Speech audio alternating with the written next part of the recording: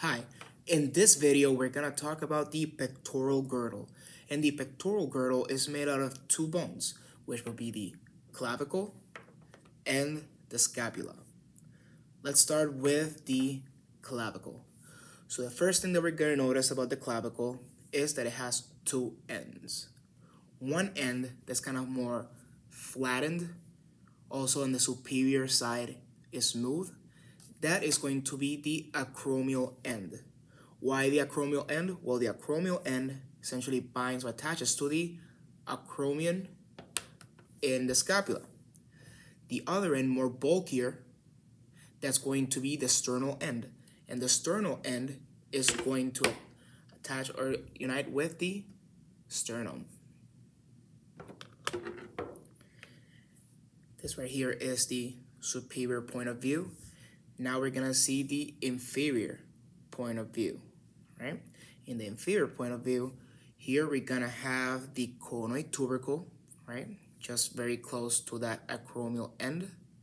And if we go to the sternal end, you're gonna notice this sort of rough surface, and that's going to be the costal tuberosity.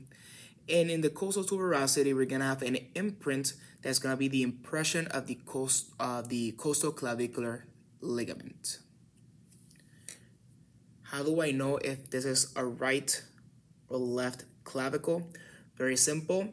First, identify which side is the superior side and posterior and inferior side. The inferior side is going to be the one that has that conoid tubercle. So as soon as you find that, you know you can basically orient it this way: superior and inferior. Now, the acromial end is always going to combine with the scapula at the acromion. And that means it has to be pointed towards the lateral side, while the sternal side that's gonna bind to the sternum is going to be looking at the medial side, because the sternum is right there in the middle. Now that you've oriented the clavicle, you notice the clavicle has this curve. That curve is always going to be facing forward. So with that in mind, make sure you face the curve forward. If you're to put it on yourself, right? That is going to be the left clavicle, right? Now, let's go with the scapula. Start with the posterior side. An easy way to identify posterior side in the scapula is going to be finding the spine. Once you have found the spine, that's going to be the posterior side. And as we follow that spine and reach all the way here, that's going to be the acromion.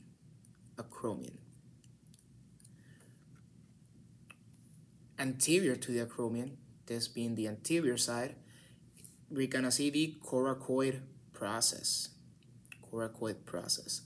If we go to the lateral side of the scapula, that's where we're gonna find the glenoid fossa or glenoid cavity.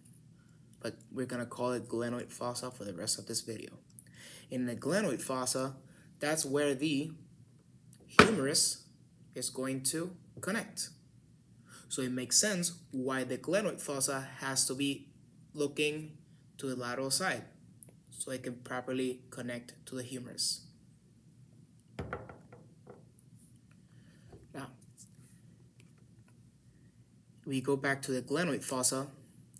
Superior to the glenoid fossa, we're gonna have the supraglenoid tubercle, and inferior, we're gonna have the infraglenoid tubercle, right? Now, if we continue looking at the lateral side and we keep going down, this border is called the lateral border, and as we go down, there's going to be the inferior angle. We go up, now we are at the medial border.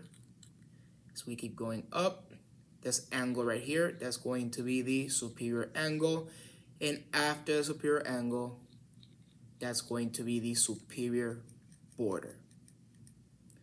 If you notice, The scapula, the way it's designed, has different portions that look like different fossas or spaces.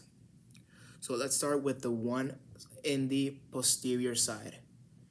If we look at the spine, superior to the spine, so this space that's being formed right here, that is going to be the supraspinous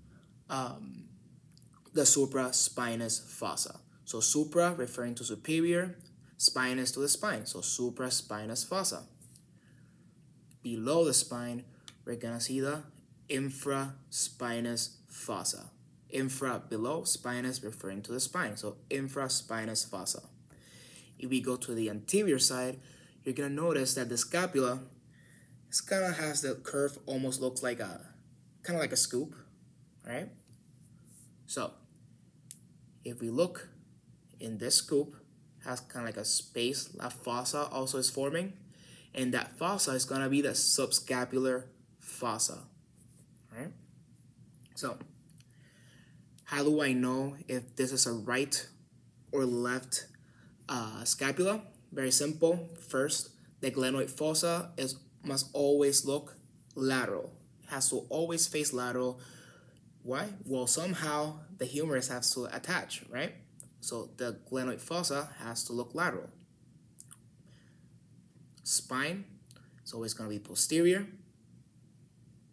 And if the spine is posterior, where the subscapular fossa, that's anterior, thus leaving this side as medial. All right, that being said, let's think about it. And let's see how I have it held. From my point of view, right here, it now is facing lateral. The spine is posterior. There's the medial border. If we were to put it on our backs, fits perfectly. This is going to be a left scapula. And with that, we have the pectoral girdle. Thanks for watching.